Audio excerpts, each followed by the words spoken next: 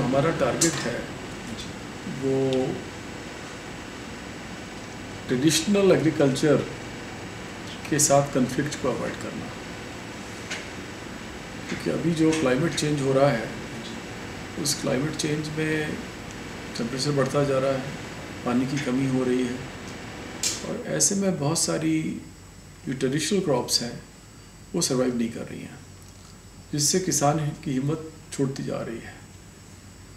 हमारे इसमें कुछ एरोमेटिक और ट्रेडिशनल दोनों तरह की क्रॉप्स ऐसी हैं जो कि क्लाइमेट चेंज के रिजीम में कम पानी में भी एक बारिश हो जाए तो उसके बाद ज़्यादा उसकी ज़रूरत नहीं होती है। बारिश हो तो उसमें और बेहतर रिटर्न होगा, लेकिन कुछ तो कुछ दे के जाएगी। तो इस तरह की क्रॉप्स हैं जिसको कि हम प्रमोट कर रहे हैं। तो अब जैसे बुंदेलखंड और विदर्भ का एरिया है तो वो ड्राउट से अफेक्टेड है और रेन की प्रिडिक्टेबिलिटी नहीं रहती है। तो रेन अगर हो जाता है तो ठीक है, लेकिन किसान ने सारी मेहनत की, अगर पानी नहीं बरसा तो सब बेकार हो जाता है। तो हम इन जगहों पे इसको एरोमेटिक क्रॉप्स को प्रमोट कर रहे हैं। तो एरोमेटिक क्रॉप्स ऐसी हैं जैसे कि लेमन ग्रास है, पामारोज़ा है। ये दो क्रॉप्स ऐसी हैं जो कि बहुत कम पानी की रिक्वायरमेंट है, और एक बार लगा दिया आपने तो 3-4 साल तक, 5 साल तक उसको हार्वेस्ट करते रहिए। तो बार बार टिलिंग नहीं करनी है, थोड़ा बहुत फर्टिलाइज़र दे दिया तो ठीक है। तो उसको मेन ऑयल निकालने तक की समस्या होती है। ऑयल एक बार निकल गया तो ऑयल को आप नॉर्मल टेम्परेचर पे रख सकते हैं। तो इन एरोमेटिक क्रॉप्स की खास बात है पानी की रिक्वायरमेंट कम है, जानवर नहीं खाते, तेल होने की वजह से जानवर उसको ग्रेज नहीं करते हैं, तो फसल का नुकसान नहीं होता जानवरों की वजह से। और क्योंकि जब ड्राउट की सिचुएशन होती है तो लोग पशु छोड़ देते हैं, पशु जो भी होता है उसको खा जाते हैं।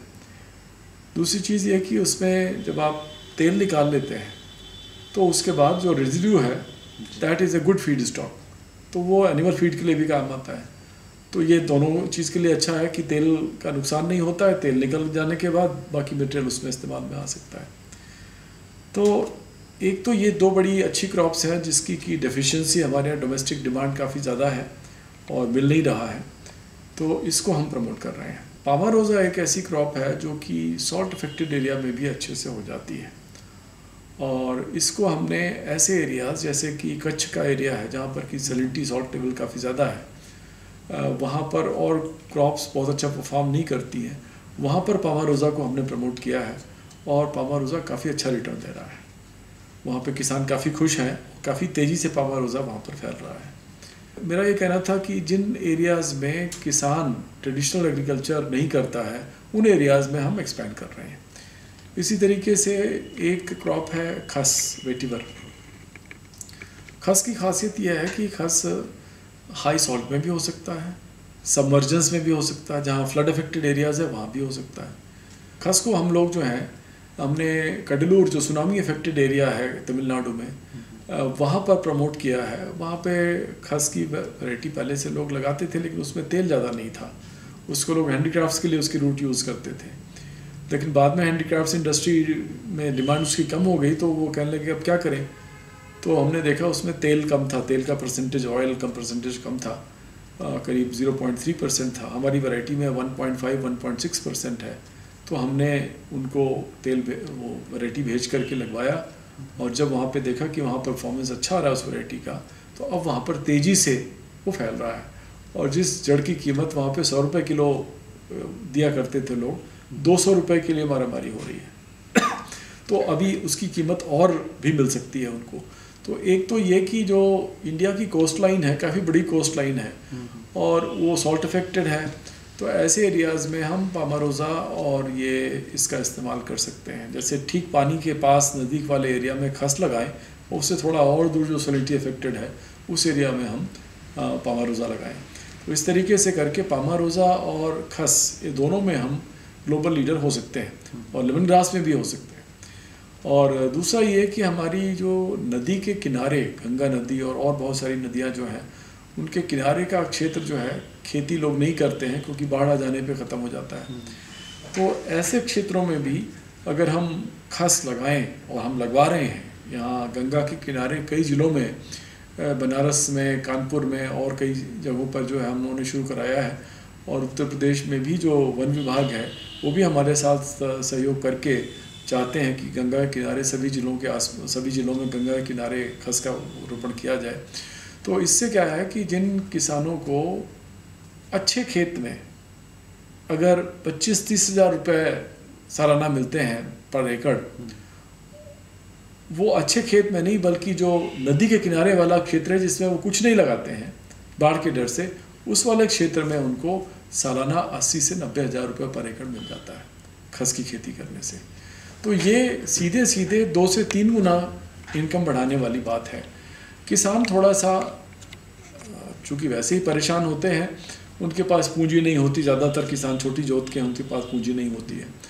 उनको मुख्य समस्या एक आती है कि उसको हम प्रोसेस कैसे करेंगे। गेहूं चावल है तो निकाल करके बाज़ार में बिक जाएगा, लेकिन जब तक तेल नहीं निकालेंगे तब तक नहीं, तो उसके लिए सपोर्ट की आवश्यकता होती है उनको। तो उसमें हम अरोमा मिशन CSR ने लॉन्च किया है, जिसमें कि हम कुछ जगहों पर डिस्टिलेशन यूनिट लगा रहे हैं, जिसकी सक्सेस से इंस्पायर होकर के आगे और इंडस्ट्री वाले आगे आकर के जहाँ पर इस तरह की खेती हो रही है वहाँ डिस्टिलेशन यूनिट लगाएंगे और उसमें उसका प्रचार प्रसार और ज़्यादा होगा। तो ऐसा तो हम CMAP में कर रहे हैं, लेकिन इसके अलावा हमारी अरोमा मिशन में और प्रयोगशालाएं हैं, जैसे जोरहाट में हमारी प्रयोगशाला है, जम्मू में है और पालमपुर में है। तो ये प्रयोगशालाएं जो हैं और हाई अल्टीट्यूड की जो एरोमेटिक क्रॉप्स हैं उनको प्रमोट कर रहे हैं, जैसे जटामानसी है, जिरेनियम है, पचौली है, लेवेंडर है, ये सब हाई अल्टीट्यूड के हैं। और जिरेनियम जैसे वो थोड़ा टेम्परेट क्लाइमेट चाहिए जिरेनियम को, तो ये हायर अल्टीट्यूड्स पर अच्छी चल रही। जंगली गेंदा है, काफ़ी अच्छी रिटर्न देता है। तो ये सारी क्रॉप्स जो एरोमेटिक क्रॉप्स हैं इनको हम पॉपुलराइज कर रहे हैं। इसके अलावा कुछ और मेडिसिनल प्लांट्स हैं, जैसे तो मेडिसिनल प्लांट्स में एक क्रॉप है शतावर।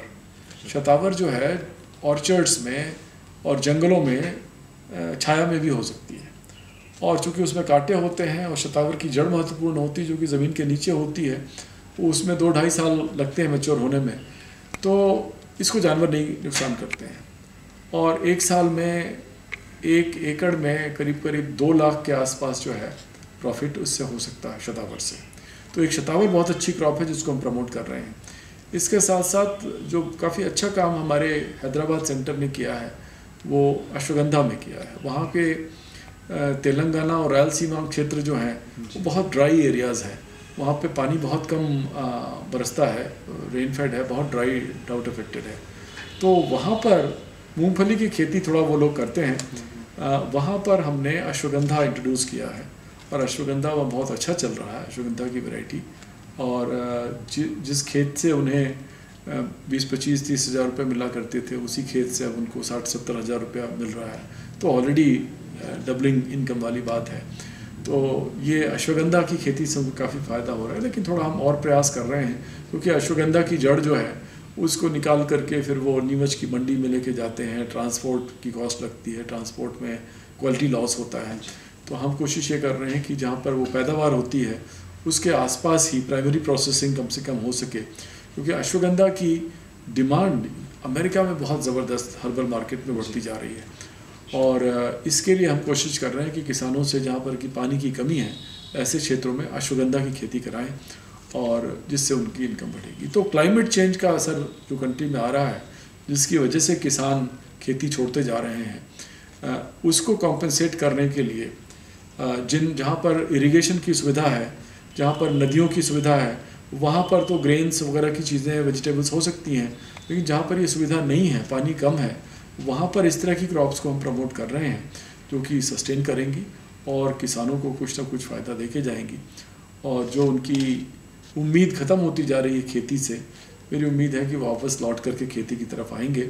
और काफ़ी लोग आ रहे हैं जो नए एंटरप्रेन्योर्स हैं, यंगर जनरेशन में, जो कि मैनेजमेंट और इंजीनियरिंग वगैरह पढ़ के आ रहे हैं, वो इसमें एग्री एंटरप्रेन्योरशिप में अपना रास्ता खोज रहे हैं, और मुझे उम्मीद है कि वो बेहतर कर सकेंगे। ये कई प्लेटफॉर्म्स पे ये प्लीड करता रहता हूँ कि हाई इन्वेस्टमेंट वाले जो प्रोसेसिंग यूनिट्स हैं वो किसान अफोर्ड नहीं कर सकता। वहाँ पर कोऑपरेटिव फेडरेशंस वगैरह के लिए स्कीम्स हैं, वो मिलके कर सकते हैं, लेकिन कुछ क्षेत्रों में तो कोऑपरेशन फार्मर्स के बीच में अच्छा हो जाता है, लेकिन बहुत सारे इलाकों में जो ह्यूमन टेंडेंसीज़ है उसकी वजह से कोऑपरेशन नहीं हो पाता है। तो कोशिश ये करनी है कि इंडिविजुअलाइज्ड अगर इम्प्लीमेंट्स हों जिससे कि एक छोटी फैमिली खुद ही मिल करके अपना काम कर सके। तो अब जैसे अश्वगंधा है, अश्वगंधा की जड़ है, तो अश्वगंधा की जड़ को एक वॉश करके उसको ड्राई करके और उसके बाद उसका पाउडर बनाने तक का, जिससे कि उसका ट्रांसपोर्ट की कॉस्ट कम हो सके और ट्रांसपोर्ट के दौरान जो उसका लॉस होता है क्वालिटी का वो भी रोका जा सके। प्राइमरी प्रोसेसिंग वहीं पर कर डालें। तो थोड़ा ये प्लान करना पड़ेगा कि प्राइमरी प्रोसेसिंग की सुविधा किसानों को कम से कम लागत में दी जा सके। और उसके अलावा हर एक एरियाज़ में कुछ सेकेंडरी प्रोसेसिंग की जो हाई इन्वेस्टमेंट की वो है सिस्टम है उसको इंस्टॉल करें। तो इसमें एमएसएमई जो है वो आगे आ सकता है कि जैसे फ्रैक्शनेशन है, डिस्टिलेशन है, स्टैंडर्डाइज्ड एक्सट्रैक्ट प्रिपरेशन है, जीएमपी फैसिलिटीज़ हैं। तो जैसे अश्वगंधा का एक्सट्रैक्शन करना है, जीएमपी फैसिलिटी क्रिएट कर लें और एक सिस्टम वहाँ बन जाए, तो जो भी किसान हैं वो अपनी जड़ लेकर के आएँ और सीधे जीएमपी फैसिलिटी में लेकर के जाएँ। कोई मिडल मैन नहीं होगा। जहाँ से कि एक्सपोर्ट क्वालिटी का एक्सट्रैक्ट बनता है तो उन्हें वहाँ से कीमत अच्छी मिलेगी। लेकिन अभी क्या होता है कि जीएमपी फैसिलिटी बहुत लिमिटेड है, तो किसान सीधे वहाँ तक नहीं आ सकता, बड़े शहरों तक नहीं आ सकता। तो मिडल मैन उसमें आते हैं जो कि किसान के साथ एथिकल व्यवहार नहीं करते हैं वो। तो इसी तरह से जो अरोमेटिक प्लांट्स हैं उनमें डिस्टिलेशन की यूनिट तो लगाई जा सकती है, लेकिन डिस्टिलेशन के बाद जो हाई वैल्यू फ्रैक्शंस हैं, हाई वैल्यू अरोमा इंग्रेडिएंट्स हैं, उनको करने के लिए कुछ फ्रैक्शनेशन कॉलम्स वगैरह लगाने पड़ेंगे। उसकी भी फ्रीक्वेंसी, उसकी जो नंबर ऑफ़ यूनिट्स हैं हर एक एरिया में बढ़ाना पड़ेगा, जिससे कि किसान आसानी से वहाँ पर लेके जा सके। तो ये सुविधा हमारी गवर्नमेंट को प्रोवाइड करनी पड़ेगी, जो कि किसान खुद अफोर्ड नहीं कर सकता। लेकिन एक एमएसएमई में, एक छोटी सी एंटरप्रेन्योरशिप में एंटरप्रेन्योर्स को आगे ला सकते हैं जो कि इनको ऑपरेट करें, जिससे उनकी भी अर्निंग हो सके और ये जो फैसिलिटी है वो ठीक से काम कर सके। आजकल स्वास्थ्य की इतनी सारी समस्याएं आ रही हैं और जो वेलनेस इंडस्ट्री है उसमें एरोमा थेरेपी वगैरह के लिए एसेंशियल ऑयल्स की आवश्यकता होती है। तो इसमें काफ़ी ज़्यादा स्कोप है। लोग केमिकल दवाओं से ऊबते जा रहे हैं, उनके साइड इफ़ेक्ट्स हैं, लेकिन जो दुनिया भर के तमाम ट्रेडिशनल सिस्टम्स ऑफ मेडिसिन है वो सारे के सारे प्लांट्स के ऊपर आधारित हैं। अगर वो नेचुरल्स का इस्तेमाल होता है तो वो केमिकल्स की तुलना में, मॉडर्न मेडिसिन की तुलना में काफ़ी सेफ़र साबित होने चाहिए, क्योंकि एक ट्रेडिशंस में, डिफरेंट ट्रेडिशंस में उनका इस्तेमाल होता रहा है। तो ये सेफ्टी उनकी कम से कम जो मॉडर्न मेडिसिन की केमिकल ड्रग्स हैं उनसे तो बेहतर सेफ्टी होनी चाहिए। और आजकल नेचुरल्स की, हर्बल्स के लिए अवेयरनेस जो हो रही है उसमें मुझे लगता है कि इसकी डिमांड बढ़ती ही जाएगी और किसानों को भी उससे फ़ायदा होगा कल्टीवेशन करने से। मंत्री जी का जो स्वप्न है वो अपने आप में बहुत अच्छा स्वप्न है और हर एक प्रधानमंत्री को या हर एक नेता को देश के इस तरह से सोचना चाहिए। लेकिन वो जो सोच है, उस ड्रीम तक पहुंचने के लिए जो सिस्टम काम करना चाहिए, उस सिस्टम को हमें एम्पावर करना पड़ेगा। तो हमारी जो मैंडेट है उसमें हम नई वैरायटीज़ डेवलप कर रहे हैं, जिसमें per unit area, per unit time ज़्यादा प्रोडक्टिविटी, ज़्यादा प्रॉफिट किसान को हो सके, ये हम कर सकते हैं। लेकिन मार्केटिंग के जो चैनल्स हैं, गवर्नमेंट का इंफ्रास्ट्रक्चर है, उसको मेडिसिनल एरोमेटिक प्लांट्स को अपने फोल्ड में लेना पड़ेगा। जो बाकी ग्रेन क्रॉप्स हैं और पल्सेस हैं, उसके लिए जो मार्केटिंग का सिस्टम है, कुछ उस तरीके का सिस्टम हमको इसके लिए डेवलप करना पड़ेगा।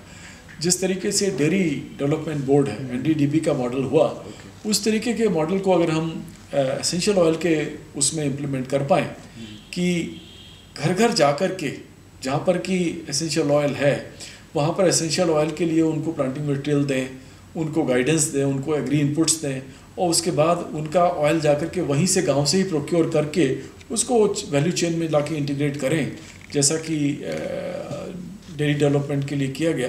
तो इस तरीके का एक सिस्टम करने से इंडिया जो है ग्लोबल लीडर कई सारी एरोमेटिक क्रॉप्स में हो सकता है। इंडिया के किसानों ने, उत्तर प्रदेश के किसानों ने मेंथा के क्षेत्र में सीमैप के साथ मिलकर के हमने जो प्रयास किए, agro technology, processing technology, improved varieties, ये सारा का सारा ला करके दिया और किसानों ने साथ में मिल कर के उसकी खेती की और बाद में इंडस्ट्री के साथ भी टाई अप रहा, इंडस्ट्री भी उसको खरीदती रही। जिसके कारण ये है कि पिछले करीब 2 से 3 दशकों से हमारा देश मेंथा के क्षेत्र में दुनिया में सबसे ऊपर है। मेंथा ऑयल के प्रोडक्शन के फील्ड में और एक्सपोर्ट के फील्ड में दुनिया का 80% मेंथा हिंदुस्तान में प्रोड्यूस होता है, जबकि मेंथा हमारे देश की फसल नहीं है। ये जापानीज़ मिंट इसको कहते हैं, जापान का पौधा है। इसका कल्टीवेशन यहाँ पे जो साइंटिफिक हमारा इंस्टीट्यूट के लगातार प्रयासों की वजह से, किसान और इंडस्ट्री के सहयोग की वजह से आज इतना फैल सका है। और यही एक उदाहरण है जो हमें ये इंस्पायर करता है कि बाकी और एरोमेटिक क्रॉप्स की फील्ड में भी हम ग्लोबल लीडर हो सकते हैं और बने रह सकते हैं। उसको छूना और साथ साथ सस्टेन करना, जैसे मेंथा के फील्ड में हम सस्टेन कर रहे हैं, वैसे इनमें भी हम सस्टेन कर सकते हैं अगर पॉलिसी का ठीक से इम्प्लीमेंटेशन हो, किसान के साथ इंटरेक्शन हो, इंडस्ट्री और किसान के साथ एक पार्टनरशिप हो। ये सारी चीज़ें साइंटिफिक इंस्टीट्यूशन के मैंडेट में नहीं आती हैं, हमारे बियॉन्ड हैं। तो गवर्नमेंट के जो और इंस्टीट्यूशंस हैं इसमें जब आगे आएंगे तो मुझे लगता है कि ये प्रधानमंत्री जी का जो सपना है वो शायद 2022 तक काफ़ी हद तक उसके नज़दीक पहुंच सकते हैं। हो सकता है कि कुछ और वक्त लगे, क्योंकि जो प्लांट्स हैं उनको मल्टीप्लाई करने में वक्त लगता है। जैसे हल्दी है, हल्दी की वैरायटी हमने डेवलप की, लेकिन हल्दी का जनरेशन टाइम जो है वो 6 महीने 8 महीने में जाके मैच्योर होती है, और एक बार सो करने पे ज़्यादा से ज़्यादा 10 गुना हो पाती है। तो हमारी जो वैरायटी है उसको एक्सपैंड करने में कई साल लगेंगे। शतावर भी इसी तरीके से स्लो मल्टीप्लाइंग है, तो ओवरनाइट चेंजेस नहीं आ सकते हैं, धीरे धीरे उसका एरिया एक्सपैंड करना पड़ेगा। लेकिन गवर्नमेंट मशीनरी उसमें ठीक से इन्वॉल्व होगी, scientific methods of multiplication involve होंगे, तो ये एक्सपेंशन उसका तेज़ी से हो सकता है। लेकिन एक्सपेंशन के साथ साथ मार्केटिंग के अपॉर्चुनिटीज़ अगर किसान को नहीं मिलेगी तो वो डिसअपॉइंट होगा। इसलिए सारा का सारा सिस्टम अलाइन होना है जिससे कि ये सपना पूरा हो सके। क्रॉप्स अभी कृषि विज्ञान केंद्रों के द्वारा प्रसारित नहीं किए जा रहे हैं, वो ट्रेडिशनल क्रॉप्स को ही कर रहे हैं। थोड़ा यहाँ पर इंटीग्रेशन की ज़रूरत है। ICAR का एक इंस्टीट्यूशन मेडिसिनल एरोमेटिक क्रॉप्स का ही हमारे आनंद में स्थित है, और वो भी इसमें काफ़ी काम कर रहे हैं वैरायटी इम्प्रूवमेंट में। लेकिन जो एक्सटेंशन का काम होना चाहिए, वो एक्सटेंशन का काम एक जो समन्वित रूप से होना चाहिए, वो काम नहीं हो पा रहा है। हमारे पास बहुत सारी वैरायटीज़ हैं जो कि अच्छा परफॉर्म कर रही हैं। हमारे पास जो लिमिटेड मैन पावर है उसके थ्रू हम एक्सपेंशन की कोशिश कर रहे हैं। लेकिन ICAR, CSIR, उनका जो कृषि विज्ञान केंद्र है, इनका सबका अगर समन्वय हो जाए तो ये सारी चीज़ें काफ़ी तेज़ी से पर्कुलेट हो सकती हैं, तेज़ी से स्प्रेड हो सकती हैं।